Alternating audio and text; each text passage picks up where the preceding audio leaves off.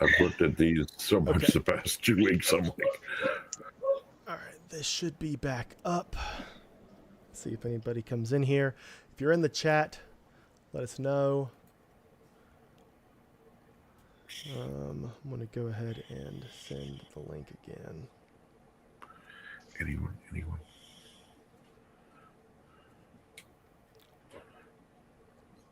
Okay. Gotta love those technical difficulties. Logan, how do I sound now? Is that any better? Or is it still terrible? Or is it terrible?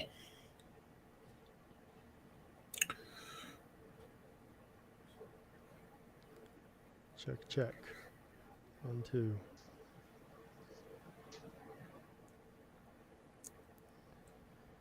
Sounds like you're from West Virginia. That's what I'm talking about. I think that's a good thing.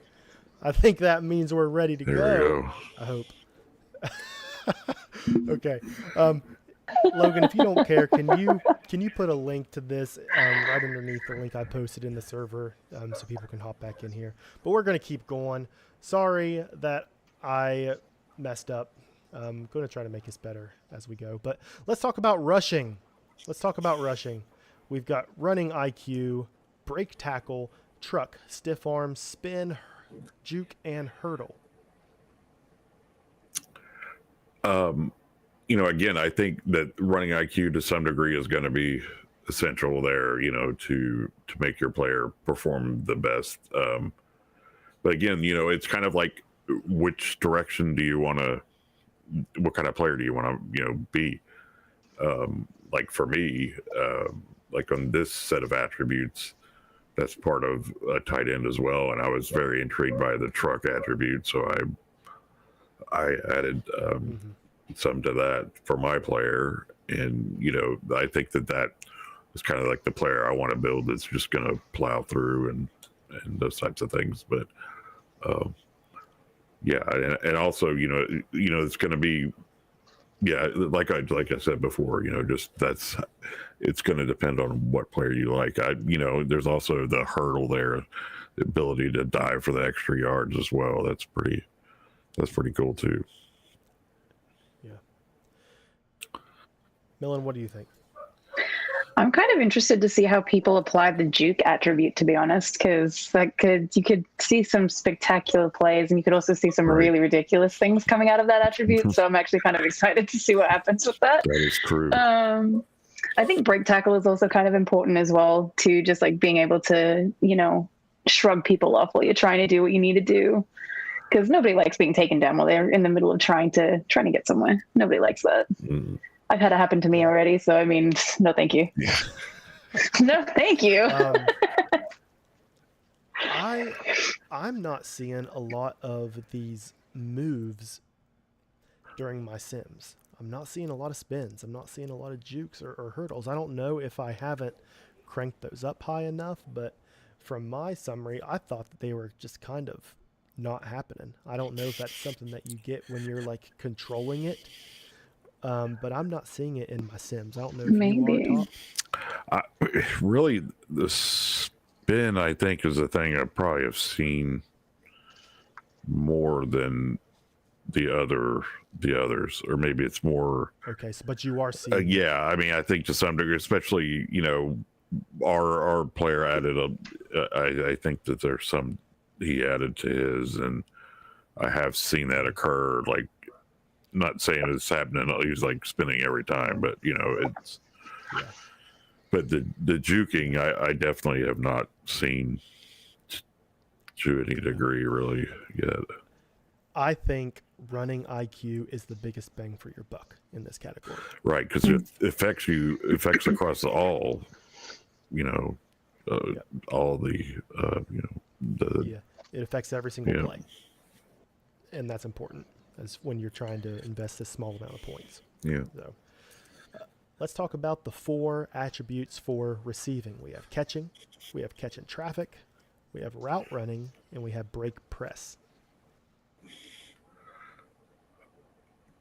For me, it's intriguing obviously the catching being the foundation, you need to get that, attribute up. But the catch in traffic for me is also that's a very intriguing attribute. The ability just to get up there and just grab that ball and, and come down with it. And, you also have your standard route running and then also the break press. That's also could be depending on, who you're facing. I would say that to me right now would be one I de-emphasize, but the top three really are, the ones that are really the ones that I emphasize. So. I'm cheating here a little bit. I'm looking at my own progressions. There you go. That's okay. That's okay. Personally, like obviously, because my play is a wide receiver. That's giant Amazonian woman, so who does not look like that at all, which is just brilliant. Honestly, I would probably say catch in traffic's probably going to be one of those super important things, because especially for her, because if she's the focus, you want her to be able to catch the ball while there's defenders nearby, and then be able to do what she needs to do. But I'm kind of with Top on this one. I think I would de-emphasize the break press and put a little bit more emphasis on the top three, for sure. I think you're spot on with catching traffic. I think that is proving, as far as my sims go, to be more important than even catching itself, because it seems like at a base of 70, all of my targets are catching the ball. That is true. I mean, I'm seeing the running backs out of the backfield. He did not add any to his catching, and he does a pretty good job catching out of the backfield. Yeah, it seems like a base of 70 is pretty good for catching. So if you're going to invest points into catching, I would look more towards catching traffic first. Yeah, for sure. Obviously, all of this progression has already taken place, but as far as next season, people are going to be getting more points. So these are the things that we're recommending right now. Let's talk about offensive line. Nobody has a user offensive line, but owners are investing into their offensive line. So, Top, let me ask you, what are you seeing as far as this group of attributes? Let's see. For us, I took the kind of position of, let's give everybody a little bit of something, and kind of spread it out. For me, it wasn't like that there was something that was overriding in any of these, really. I really thought that they were all kind of, obviously the run blocking and pass blocking, being the foundation there is one thing, but also having the power and the agility too is also important. Yeah, I'm kind of with you too as far as kind of spreading the wealth on this. I did notice that my running got a whole lot better when I invested into run blocking. So I am spending a lot of points on the offensive line. I'm also trying to avoid excessive sacks on my quarterback, which seems to happen a lot in this game too. So a lot of my money's going into just straight up run blocking and straight up pass blocking, period. Keeping it simple for season 1. So, there's a lot to talk about with defense. We have a lot of different attributes. We have a lot of different positions inside of this category. But we have defensive IQ, tackling, pursuit, press, man defense, zone defense, deep zone defense, block shedding, defensive line bull rush, defensive line spin, and defensive line swim. There's a lot going on there. It's a lot to unpack. I kind of get the feeling that the offensive line kind of has the advantage right now on this. Like, if I start off just with the defensive line was at the bottom, and to me, seeing some of the decisions that have been made with the players and stuff like that, whether or not we're seeing that payoff there, on some of these things, for our defensive linemen.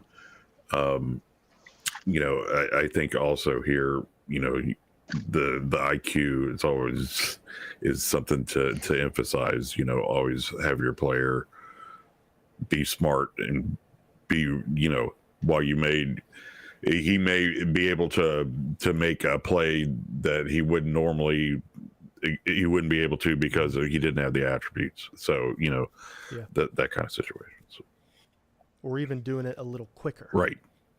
Making a decision right, exactly, quicker like make a big difference. Mm-hmm.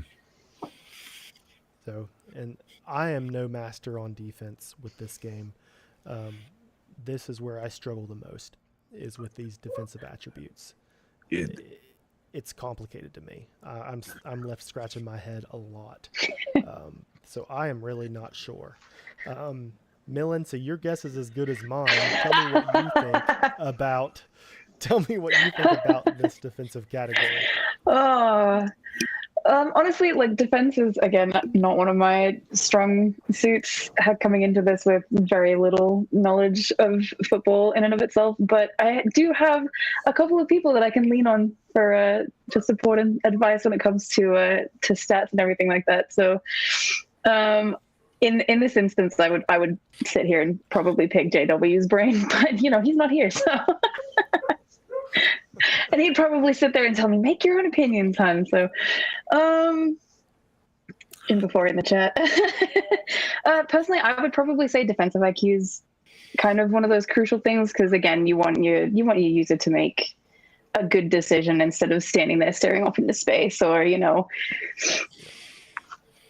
deciding, hey, instead of defending this person who I probably should be defending, let me just go, you know, defend Billy off in the back somewhere where, you know, he's not going to do anything. He's just going to stand there. But, you know, I'm going to go for that guy anyway, because why not? Yeah, exactly. That they're playing with flies or something. And that's exactly what that attribute does. Off with the fairies, you know? Helps them. Yeah. I mean, defensive IQ, it was in that article that was given. I don't remember who posted that article. Maybe it was Dar. But it was from the developers talking about certain attributes in the game, and defensive IQ was talked about. And it was talking about how that attribute will help them make better decisions in zone coverage. Right. As far as deciding who to pick up, when to pick up, and when to abort their zone and to go after something else. So that really does seem to make a big difference. And then lastly, the thing that we are all pained about, special teams. It's a special place. Oh, pain. Pain. Wow. So, Top, you said you've invested a lot of your ownership points into what? Into all four of these. Even the punting? Yes. Okay, tell me what you saw with both of those, but specifically tell me about what you saw in the punting. Punting, I'm still seeing a lot of block punts. I mean, but when he gets them off, man, he really starts to rock it. But you know, with not being able to you know, really put more points towards like the foundational attributes, it's more like a, you know,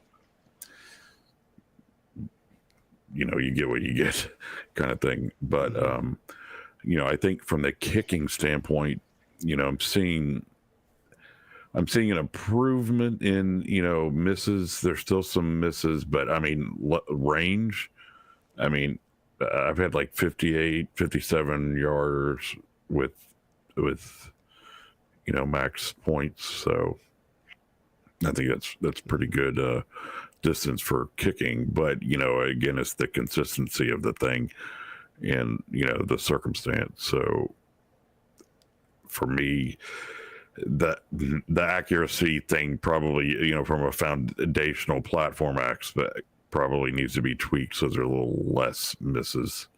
Especially, are you still getting missed extra points? Yeah. Oh yeah. Okay. Yeah. Okay. So like, Gotcha. yeah, it's not like it was like the first go around was like, it was like he was like kicking into the stands or something, you know, it was just like, so, but now it's like, you know, it's pretty close, but you know, it's cool seeing the long field goals, when they do go right, and then you wind up you see your player missing 20 yarder right after he bombs a 60 yarder. So it's but it's interesting. Well, I don't have very many points invested into my kickers, just enough to make me feel like I tried, but Right. it's very minimal. So okay, well, with that, we have gone through all of the categories. What I wanted to do next is take a little silly twist, if you will, and do something fun for a minute. We've been serious for too long and dealing with these technical issues. I think we just need to sit back and laugh a little bit. So we're going to continue our progression party by taking, I'm going to give you something, and you guys are going to tell me out of these attributes what you would add to this thing in order to make it better. Okay? And I want you to kind of explain your reason Oh, for God. that. So the first thing that we're going to be trying to progress ourselves is going to be something that a lot of us hate, especially as young kids, we hated it, is broccoli. Oh, All right. So your first thing is broccoli. What are you going to do? You're given broccoli and 100 points of progression. What are you doing to broccoli? Oh my beans so it goes God. out of my body as fast as possible. I'm with you on that one, Top. Oh my God. Speed for sure. You guys don't like broccoli? It's all right if It's you okay put in enough small butter and fat doses. on it. Thank you. See? Broccoli's great. 100%. Not on its own. Please. I had broccoli today. I'm going to say I want to increase its strength. When I eat broccoli, I want broccoli to be even better for me when I eat it, because I'm a health guy. So Are you talking about like the overwhelmingly strong taste of broccoli, or like just the nutrient value it gives? Because you could apply that very differently. I'm talking about the nutrient value. Okay, all right, all right. I want it to be better for me Okay. when I eat it. It is good for me already, but I want it to be even better. Nutrient dense. I'm gonna go off. I'm gonna go off on a limb, and I'm gonna go with.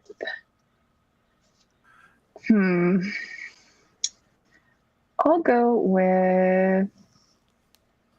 I think I'll go with strength as well, based more on the nutritional value. But I'm also kind of with Top on the speed. Like, just get it out, just out.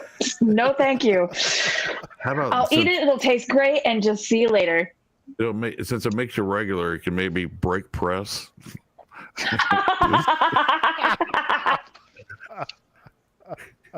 Oh, I didn't even think of that. Oh, that's terrible.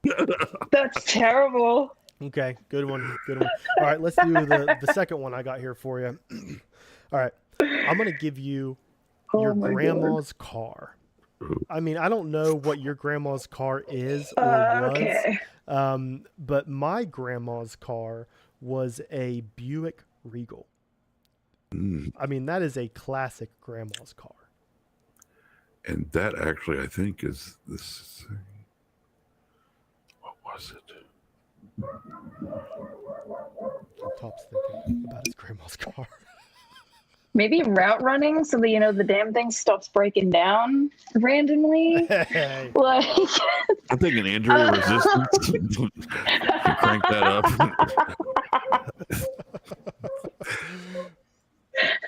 I thought my grandma's Buick Regal had the best bass system when I was 16 years old. all right. And I cranked that thing up.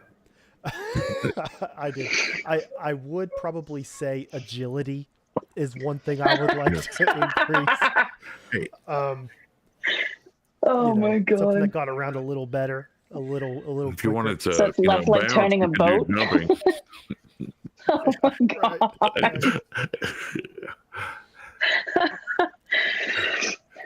Got to apply speed too. Get that top speed up there.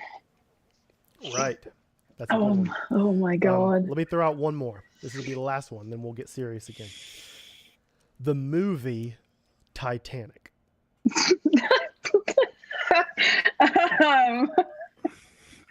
what are you gonna Oh God. progress in that to make it even better? Okay, are we talking the ship? Are we talking the or people? to keep the ship from From crashing in the first place? Maybe running IQ, Defensive IQ, maybe. dodge the giant iceberg Oh my to God. begin with. Defensive boy. IQ for sure. Maybe spin move. Strength. If the thing had been Block stronger and made shedding. out of crappy steel, or it would block I think shedding. Millen's going That's with a block good one. shedding. I like that. Block shedding for sure. Truck. Oh my Okay. God. All right. Oh my That God. was He good. could have juked out of the way of the iceberg. Jesus Christ.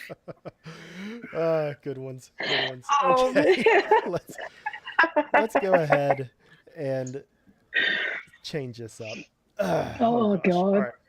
We are going to go into our interviews here. We've got 2 interviews. The first one is from quarterback Devontae Moore. He plays for Munich Metalheads with Top. I met with him this morning. We did our interview.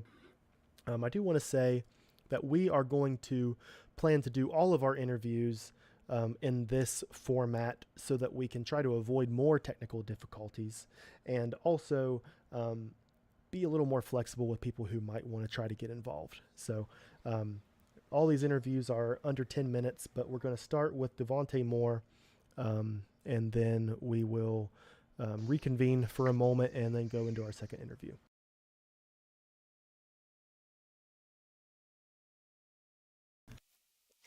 And I have here with me our first interview for the WFL season, quarterback for the Munich Metalheads, Devontae Moore. Hey man, how's it going? It's going great, brother. How you doing, Colin? I appreciate you for having me, man. Yeah, I appreciate you reaching out. I'm doing well. We are pre-recording this before the episode, which I'm hoping will help us avoid some technical difficulties and might even make us a little more accessible for other people in the future. But you're the first go round here, so I appreciate you joining me. I have a few questions for you, some things we've been wanting to ask you. So if you don't care to just sit back, answer a few questions, and we'll get this show on the road. Let's do it. Yes, sir. So the first thing I wanted to ask you was what brought you to the WFL? So I'm friends with a couple of guys that are in the WFL. Ace, there's Greg, there's another dude we call Rich or Victor. A couple of friends with a couple of them, and one of them invited me to it and was like, hey, check this out, because we check out all kinds of different leagues and stuff like that. And I was like, oh, this is Maximum Football. That's different. That's really cool. So I joined, and everybody was very open, very receptive to answering questions and stuff. So it made me want to stay. So I'm excited to be here. Cool. Yeah, that's something we've been hearing a lot, is people have been feeling welcomed when they join. And obviously the new game gives people who are interested in sim football something new to look forward to. So that's awesome. That's awesome. I want to talk to you a little bit about your player build. You are a 6'4", 225-pound quarterback out of Maryland University, drafted number 4 overall in the first round to Munich. Also says that you are based out of Columbus, Ohio. How much of that is true to you in real life? None of it. So the Maryland part is actually, I do live in Maryland. So okay, that was true. Okay. The Columbus thing was that was a callback from a different league that I'm in. So he just wanted to kind of sprinkle that one in there. So I only went to school for like 1 year. I'll be honest, I hated college, and I was like, you know what, I'm okay. I'll go do something else, and thank the Lord that it worked out. Cool. Yeah, that's cool that you sprinkled in a little bit of your past league history into your player. I think the lore, as they call it has been developed pretty well in this league, and that's a cool little fact about you, being from Columbus, Ohio. I think that's neat. I did want to talk to you about your quarterback, Devontae Moore. So you were noted as one of the most consistent performers in college football. However, the biggest concern that comes up with your player is your ability to continue to grow at that next level, at the pro level. I wanted to talk to you a little bit about your preseason progression and how you feel you are trying to stay true to your consistency, but also develop a higher ceiling for yourself. Let's talk about your progression a little bit and kind of how that conversation went with your owner top. Yeah, sure. I mean, and the thing is that, anytime you look at somebody who stays in college for 4 years or more, if they have a redshirt year, all that other stuff, that's the biggest thing, right? A lot of people are looking at age, or they're looking at, okay, well, what's his ceiling at this point? So, me and Top have just kind of went back and forth, communicating a lot. I think the biggest thing that is going to be big for me is continuing to grow my mind, especially as a quarterback, being the general of the team, being the general of the offense. I need to make sure that I can make the proper reads, make sure I know where I'm going with the ball, and just make sure I can be a calm head as well for everybody. So I'm definitely looking forward to continuing to progress over the season, and just, Top's a great coach. So far, we've had wonderful communication, so I'm very excited. So sounds like you're really focusing on that passing IQ and maybe some of your pocket presence. Definitely. Yeah, passing IQ and discipline's another big thing. I'm thinking just being consistent, like we talked about, being consistent and having the IQ to know where to go with the ball, not make mistakes. If we don't turn the ball over, we're going to score points every time. So it's my job to make sure we don't do that. I like it.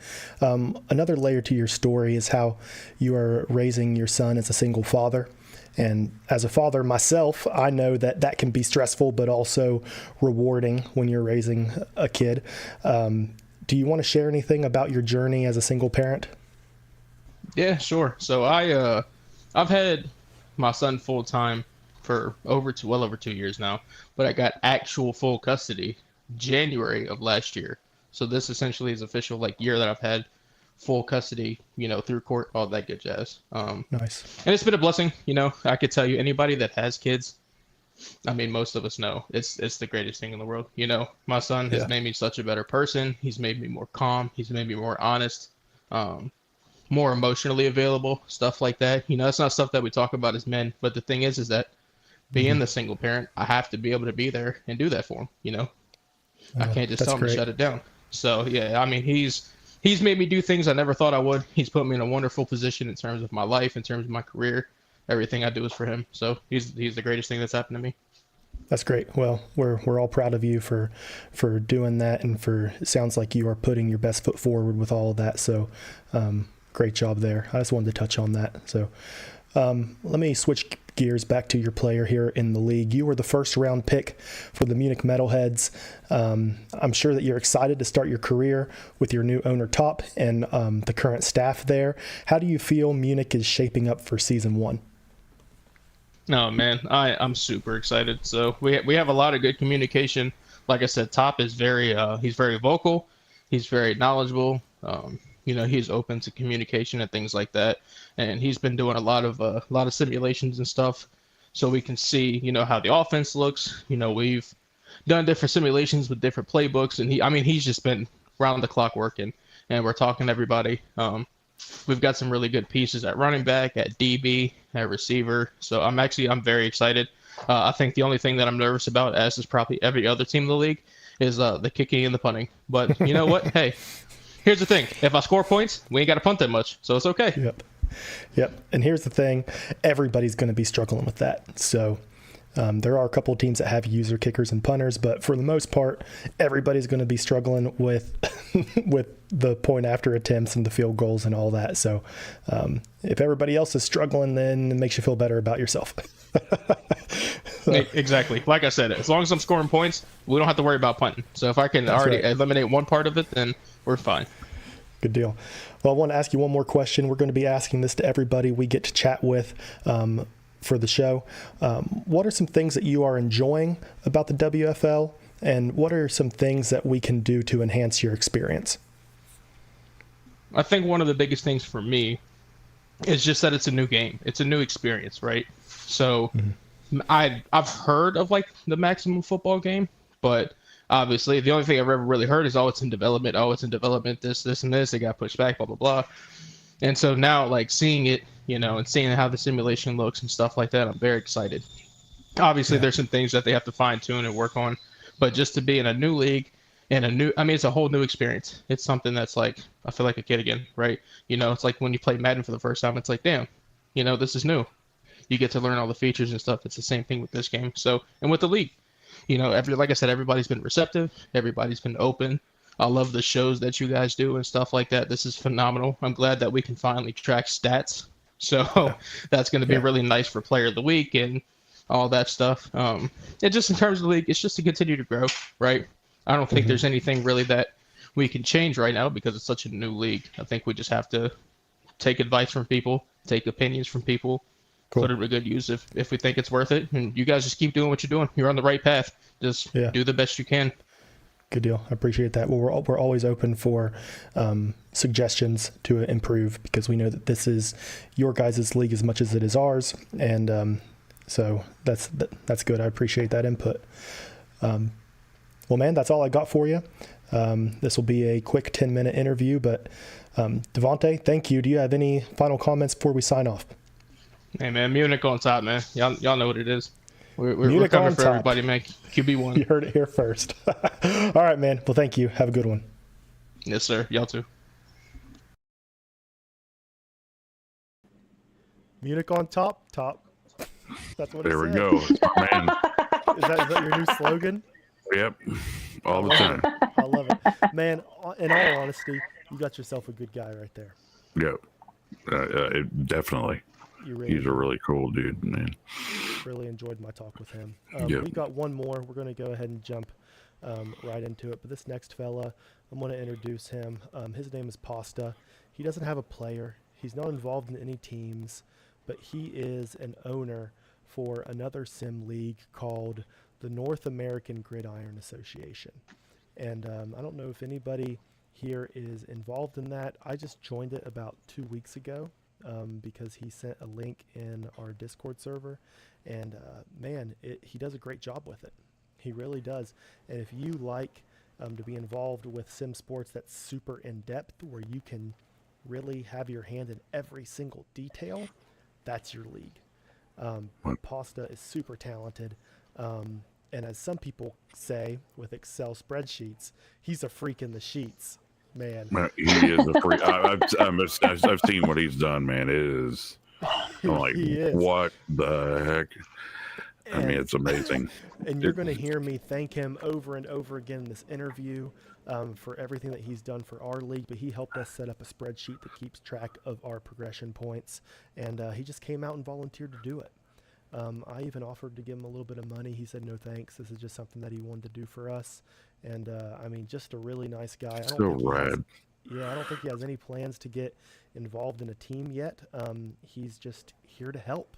So I'm really thankful for him. And if you want to get involved in his league, there's a link in our community channel for that. So we're going to go ahead and go over to that. Bear with me as I update the name for this segment, but I'll go ahead and play his interview here now. And I am here with Mr. Pasta. Pasta, how are you? I am fantastic. How are you?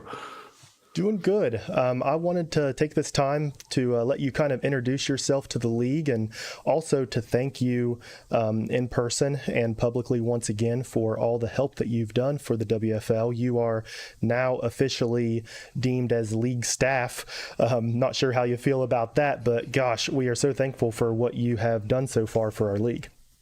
Yeah, absolutely. Glad to help. Well, yeah, really appreciative of it. We'll get to some of your spreadsheet experience here in just a moment, but I wanted to let you give a quick introduction about yourself, a little bit about who you are, how long you've been involved in simulated sports, and anything else you're willing to share about your personal self. Sure, yeah. So grew up in Boston, Northeast kid, but as a younger kid, was really involved in professional sports, music, mathematics, as you can probably tell with my spreadsheet experience. But yeah, I was the sports, music, and math kid. Went to a whole bunch of New England Patriots games when I was a kid. My parents had season tickets. They still do, for Gillette Stadium. But yeah, I was really involved in that. Of course, was around for all the Super Bowl wins, all the Red Sox World Series wins. Cool. But yeah, I kind of had a spoiled childhood as far as Boston sports were concerned. But yeah, That's awesome. yeah, and then decided to pursue the music passion that I had. Went to college at Berkeley, the world-renowned music school, and Okay. graduated from there with a degree in audio production, and have kind of tailored my current employment toward that. Work a whole bunch of part-time gigs right now, but hopefully getting that that full-time gig very soon. Wow. Wow. I did not know any of that about you. That's very cool. Very, very neat and interesting background.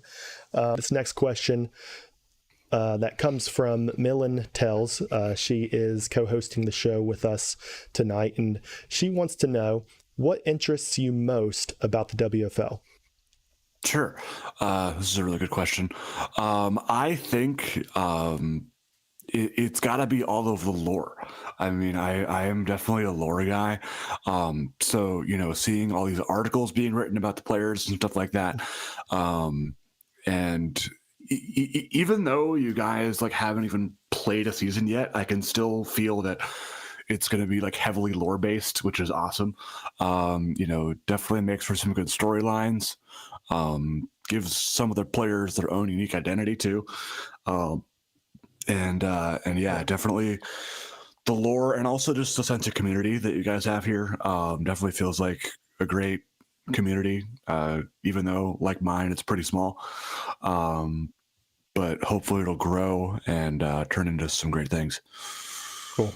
Cool. Yeah. And that's a big thank you to Noah for all the lore that he has produced for us. That's something that he's really passionate about. And honestly, I give all that credit to him, because if it wasn't for him spending his time to do that, I'm not sure we would have that in our league right now. But you and I both know that it takes several people to be doing different things to run a league. I know you do a lot for the Naga League. But what I've noticed is, you know, with Noah and Chad and Dave and you, all of us doing our parts makes a huge difference. It helps prevent burnout, and it helps make sure that we are pushing the league forward in several different directions and growing the league. So, yeah, just wanted to shout out Noah for his help with that.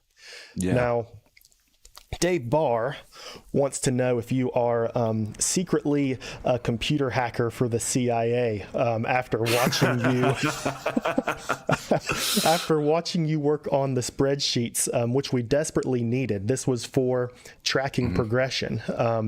He texted me several times while he was watching you make this spreadsheet, and he said, "Colin, this guy's crazy." He said, "I don't know how he's doing this. You got to see what he's doing. You got to see these formulas he's putting in."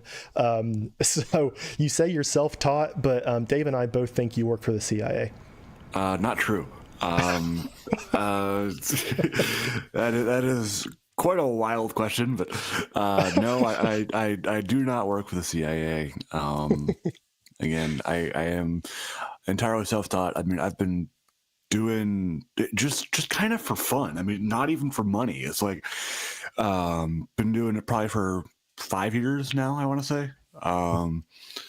You know, starting out with like my own leagues that I like wouldn't invite anybody to, because like I never got it off the ground. But it's like, okay, I want to do something that involves, you know, team making, player making, league making. That's kind of always been my thing. Yeah.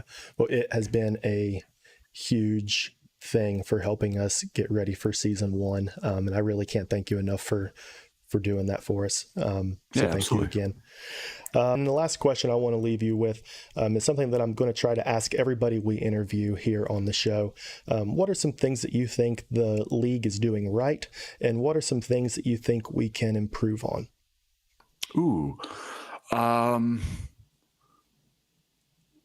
So one of the things I think you're doing right is all the content you guys have been making.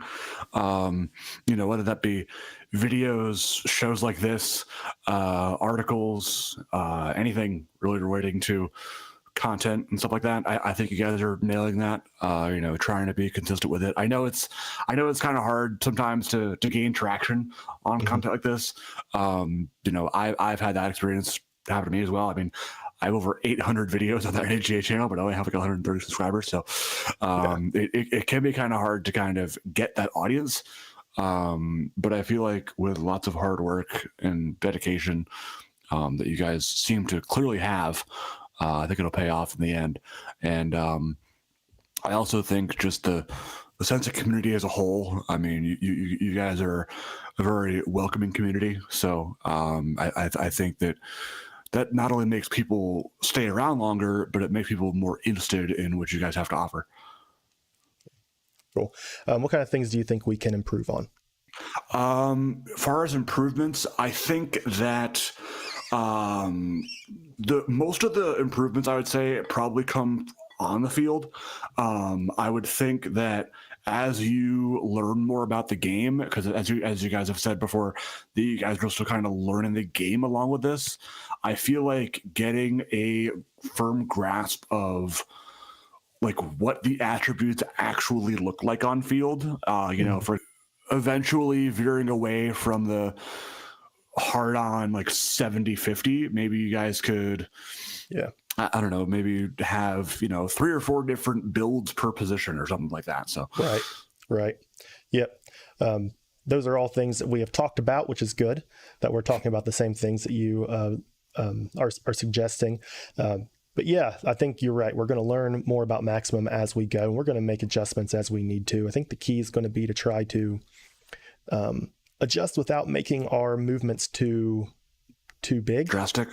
Yeah. Yep. We want to adjust here and there. And so we're hoping we learn a lot this first season. We're also hoping that Maximum and the developers learn a lot during this first season and make changes on their end too. We are really looking forward to cloud sharing, which is going to help us streamline getting things streamed by several different people and allowing several different people to work on building the rosters, which will go to your other suggestion of maybe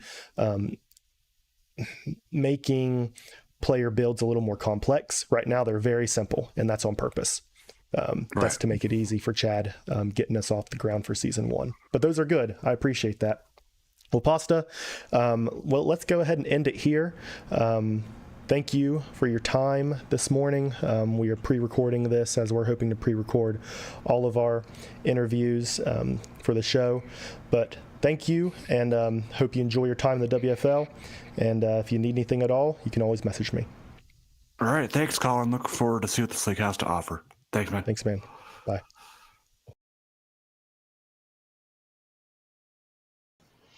All right, and that was Pasta. Now, I think we only have one more thing to do. If, Top, you got a story for us? I do. I figure I've heard from others that they have an appreciation for my voice, so I will grace you with an excellent going to bed story or waking up story if you're on the other side of the world. So the name of this story is actually from the book Strange But True Sports Stories by Howard Liss, and this is it's been around about 40 years now, but it's got some funny things, funny little anecdotes in here about football. So here we go. In the beginning, football was a brutal game. From the middle 1880s through much of the early 1900s, one of the most popular plays was the wedge. The team with the ball would form a kind of V wedge. The ball carrier would be in the middle of the V. The formation would then slash through the defense. Players suffered bruises and broken bones in this kind of plan. Some were even killed.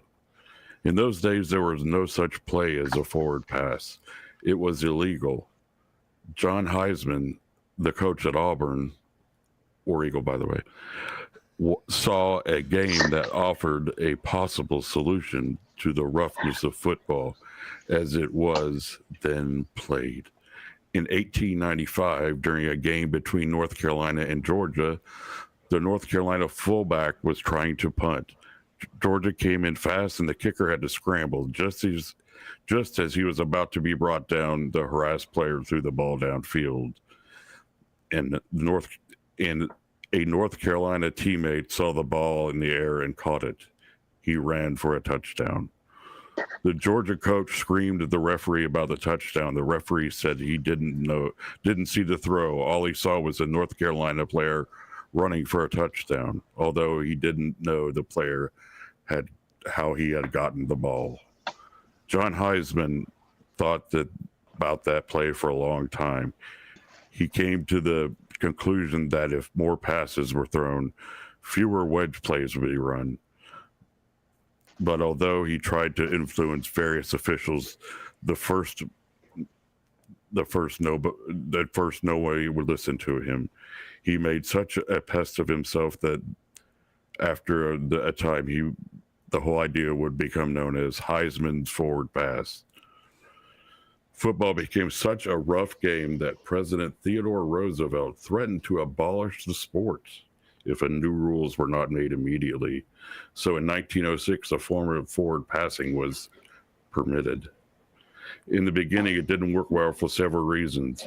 First, a pass had to cross the line of scrimmage not more than 5 yards on either side of center. In other words, it could be only into the middle of the field. Second, an incomplete pass could be recovered by the defensive team just as if it had been a fumble. Also, a pass caught over the goal line was not a touchdown, but a touchback, and the defense was free to interfere with the receiver before he caught the ball. More importantly of all, nobody really knew how to throw a forward pass. The passer would grip the ball any old way and just heave it over the line in a wobbly arc. But one smart coach figured out the correct way to throw a ball. His name was Eddie Cockums, the head man at St. Louis University. He discovered the ball would fire accurately when he would grip the fingers with the laces. He taught the passer, Brad Robinson, how to throw the ball. Robinson's teammate, Jack Snyder, formed the first great passer-receiver combination in football. Still, very, very few colleges use the forward pass as a regular play. Not until 1913 did it become popular as a result of the game between the mighty Army and little-known Notre Dame. Army expected no difficulty in beating the small college located in South Bend, Indiana, where I happen to live. But the forward pass helped Notre Dame whip Army 35-13. The passer was Gus Doré. The receiver went on to immortality as Notre Dame's coach. His name was Newt Rockne. After Doré and Rockne showed what could be done with the forward pass, every team began to use it effectively. So because of an illegal play in 1895, the forward pass became the most important weapon in offensive football. That's cool. That is actually really cool. Yes. Thank you There we go. for that little bit of You're welcome. history Yes, talk. I'm all about the history. Awesome. Awesome. Well, folks, with that, it has been an eventful episode, full of technical difficulties, full of figuring things out as we go. It's been a little lengthy. I think I said at the beginning we're going to try to keep these under an hour. Oh well, just more content for you to listen to. Right. If you guys haven't already, make sure that you like and subscribe to the channel. Thank you to everybody who is still in the chat listening to us. We are only 1 week away from starting season 1. I got word today that there is a high probability the first game will be Saturday. Will be next Saturday. We are going to have one more episode of To the Max prior to the season. We're looking at probably Thursday or Friday. There will be an announcement for that. That episode should have a lot more content. We're going to be doing predictions, maybe putting up some power rankings, but there will be more to do to get us excited for season 1. As far as that goes, I think the only other thing I wanted to say was if you are interested in any content, let me know. We're looking for people who want to do their own thing. We're looking for people who want to get involved with shows like this. Looking for anybody who has interest in statistics or whatever. If you have interest in helping, let me know. We got a place for you, for sure. So, with that being said, this has been Colin and Top and Millen, all the way from Australia. Awesome. We are signing off tonight, and we will see you guys next time.